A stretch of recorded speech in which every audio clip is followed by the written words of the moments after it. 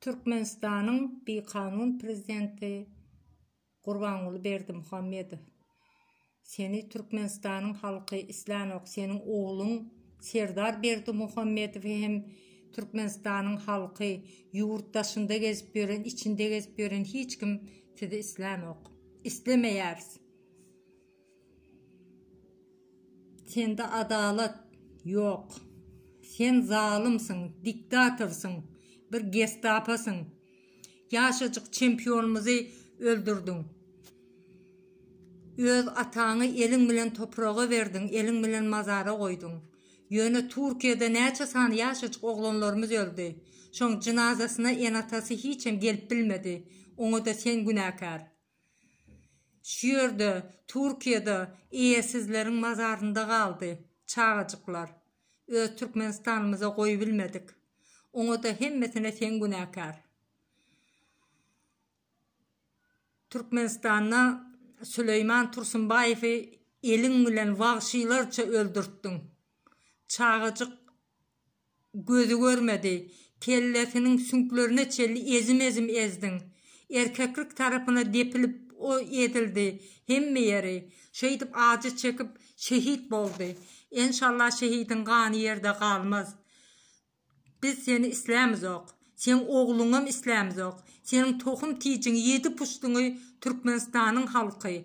Türkmenistan'na 7 yaşardan 70 yaşara çenli seni İslam yok. Sebep sen arkada diyen ağda münasip değilsin. Seni dine koldayalar korkuncuna. Ön hiçili beyle zatları halk yaşlılar maslahatını görmenden son yöne çapak çaldıysa olur. Çağalarının özgürlüğü için çağalarımıza ziyan vermesin de korkuncuna o götüne pamperskeye oturan yaşlılar kolduya. Yöne içinden seni elinin eldiğince de kargıya. Seni 360 pirlere tavşırıyorlar. Seni ısmamıda tavşırıyorlar. Seni para vive tavşırıyorlar. Allah'can övliyalar, pirler seni yerinde olsa görürler. Sen cezanı verirler, Allah belanı verir. Seni biz İslam'da Gurbanguly Berdimuhamedov mını kulağını aç kovuca dinle. Oğlunum İslam'da yok. Sen adalet yok sende. Bu mu senin arkadağlığın? Halk dışarı yurtlarda tozup diyor. Bu mu senin arkadağlığın? İyesizlerin mazarında kaldı yaşacık oğlanlarımız. Bu mu senin arkadağlığın? Türkmenistan'daki çempiyon olan oğlumuzu elin bilen öldürttün. Zalim Gestapo. Bu mu senin arkadağlığın? Arkadağ ol bir zat ettim menni göze görünür ya zatı gör köz. Ondan sonra özüne arkadağ deydir. Ön biri geldi. Özün Türkmen maşı deydirdi. Türkmen maşı değil o haram maşı. Yetim toklu. Sen geldin bu beherden bilen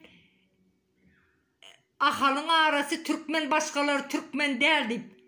Neyse olur sen ecen bilen kakandan mı oldu mu? Sen Türkmen değilsin. Sen de Müslüman diyen kan var olsa bulur yalı halkı eziyet etmezdin. Sen Allah'ın bağrını bile yadından çıkardın, unuttun.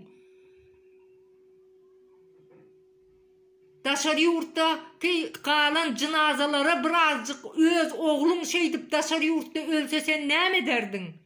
Şonu özünü şu enataların yerine koyup gör. Men çağam daşarı yurtlarda iyesizlerin mazarına kalsa men ne ederdim deyip her kimi acı çektirin vaktin özünü şu enatanın yerine koyup gör. Süleyman'ın enatasının yerine özün koyup gör. Senin var ya ölen atanım mazarına dik otursun. İki dünyası berbat olsun, bivat olsun. Ecen o köyüne kalan kurtesini muzeye koydum deyip göstermelik yapma. Ol iyil içinde göstermelik ediyemez. Senin nehil adamdığını, nehil zalimdığını, nehil diktatordığını ehli halk Türkmenistan'ın, bütün Türkmenistan'ın halkı sen tanıya. Git bizim başımızdan, biz sizi İslam'ız yok, git.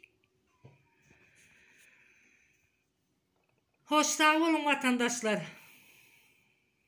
Yine de görüşeceğiz.